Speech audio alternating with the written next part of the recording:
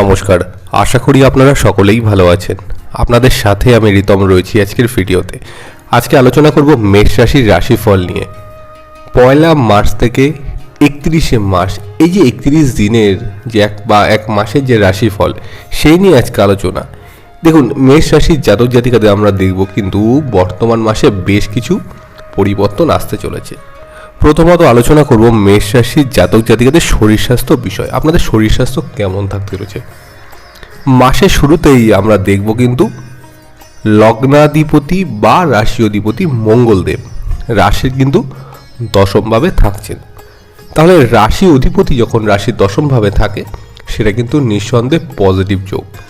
মেষ রাশির জাতক জাতিকাদের শারীরিক কিছু জটিলতা বা শারীরিক কিছু সমস্যা যেগুলি চলছিল, সেগুলোতে কিন্তু বর্তমান সময় অনেকটাই রিকভারি করা যাবে। এর পাশাপাশি আমরা দেখব যাদের সার্জারি বা ওটি হয়েছে, তারাও কিন্তু বর্তমান সময় যথেষ্ট পজিটিভ অনুভব করবেন। তাহলে এখন প্রশ্ন হলো, তাহলে মেষ রাশির জাতক জাতিকাদের মানসিক স্বাস্থ্যের কতটা পরিবর্তন হতে পারে। বিগত দিনগুলিতে এবং জানুয়ারি এবং ফেব্রুয়ারি মাসের ক্ষেত্রেও কিন্তু আমরা দেখেছি বেশ কিছু জনের ক্ষেত্রে বা বেশ কিছু ক্ষেত্রে কিন্তু জটিলতা। তো সেই জায়গাগুলিতে কিন্তু মেষ রাশির জাতক জাতিকারা অনেকটাই সুস্থ থাকবেন বা অনেকটাই পজিটিভ অনুভব করবেন।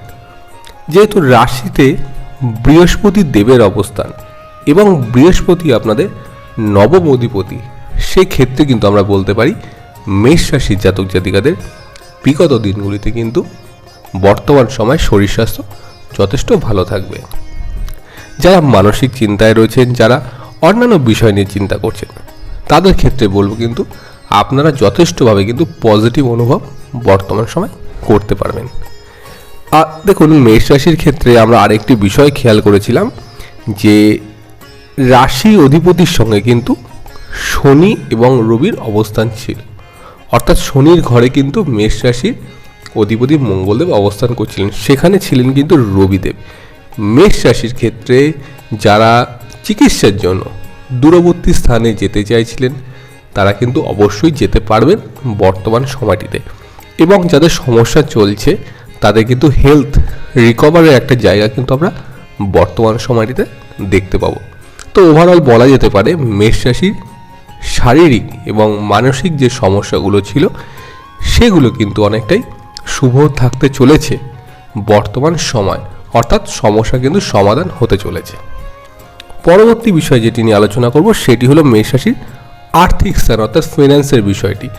দেখুন, মেষ রাশির ক্ষেত্রে আমরা দেখেছি কিন্তু দ্বিতীয় পতি অর্থাৎ অর্থভাবস্থ অধিপতি কিন্তু রাশির দশমভাবে প্রবেশ করছেন এবং 7ই মার্চের পর কিন্তু তিনি অবস্থান করবেন রাশির একাদশভাবে।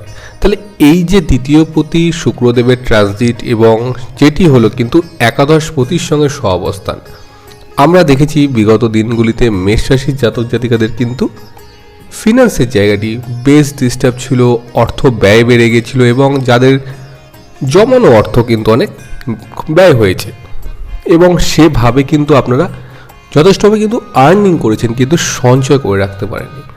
বা অনেকের ক্ষেত্রে এমন হয়েছে যে অযাচিতভাবে কিন্তু টাকা বেরিয়ে গেছে। কিছু কিছু ভুল সিদ্ধান্ত অনেকে নিয়ে ফেলেছেন, যার জন্য কিন্তু টাকা পয়সা বেশ ব্যয় হয়েছে। অনেকে কিন্তু অনলাইন শেয়ার বা ট্রেডিংয়ের সঙ্গে যুক্ত হয়েছিলেন। দেখুন, আপনাদের রাশিতে যেহেতু রাহু বৃহস্পতির কম্বিনেশন ছিল বা গুরুচণ্ডাল যোগ ছিল, মেষ রাশি অনেক জাতক জাতিকাই রয়েছেন যারা লটারি বা অনলাইন ট্রেডিং বা শেয়ার মার্কেটে ইনভেস্ট করে কিন্তু সমস্যায় পড়ে গেছেন।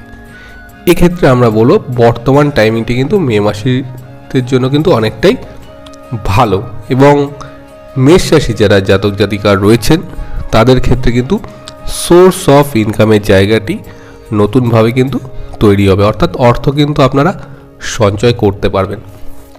এবার প্রশ্ন হলো, মেষ রাশির জাতক জাতিকাদের ক্ষেত্রে যাদের হাতে টাকা পয়সা থাকে না, তারা কি করতে পারে।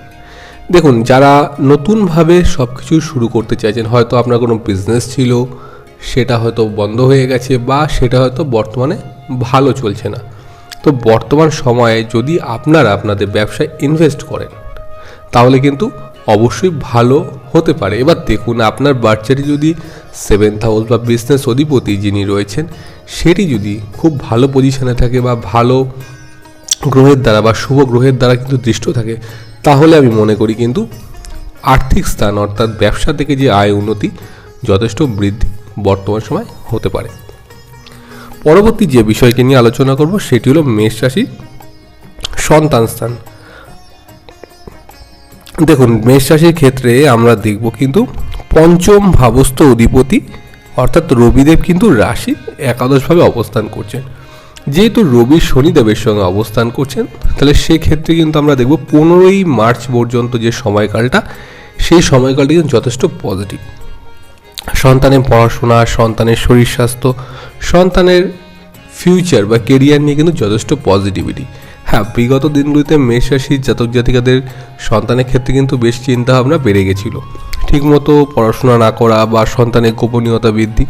তো এই জায়গাগুলি থেকে কিন্তু অনেকটা আপনারা রিকভারি করতে পারবেন এবং সন্তানের শরীর স্বাস্থ্য কিন্তু যথেষ্ট পজিটিভ থাকবে।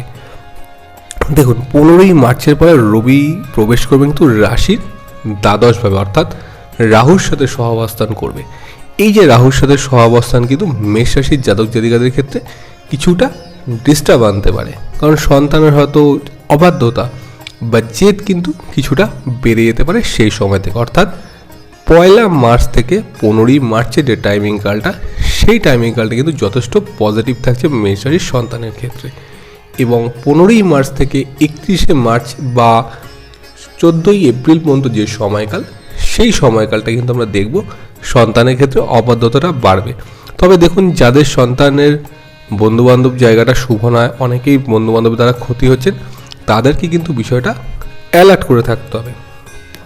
এর পাশাপাশি কিন্তু আমরা আরেকটা বিষয় দেখে নেব, তৃতীয় অধিপতি অর্থাৎ বুধ দেব কিন্তু 7ই মার্চের পর থেকে কিন্তু রাশির দ্বাদশভাবে রাহুর সঙ্গে অবস্থান করবেন। তো বুধ রাহু এই যে কম্বিনেশন যোগটা, এটি কিন্তু মেষ রাশির ক্ষেত্রে খুব একটা পজিটিভ হবে না। কোন কোন ক্ষেত্রে পজিটিভ হবে না? দেখুন, কমিউনিকেশনের মাধ্যমে যারা কাজকর্ম করছেন বা ধরুন যারা ওয়ার্ক ফ্রম হোম করছেন, যাদের টোটালটা অনলাইনের কাজকর্ম, সেই বিষয় কিন্তু কিছুটা ডিস্টার্ব হতে পারে।